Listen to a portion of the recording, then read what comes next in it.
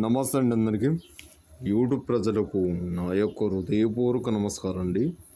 కొత్తగా మా ఛానల్ చూస్తున్న వారైతే సబ్స్క్రైబ్ చేయండి, లైక్ చేయండి, షేర్ చేయండి. మేము ప్రతి ఒక్క వీడియో అనేది మీకు నోటిఫికేషన్గా రావాలంటే సబ్స్క్రైబ్ చేసుకోండి.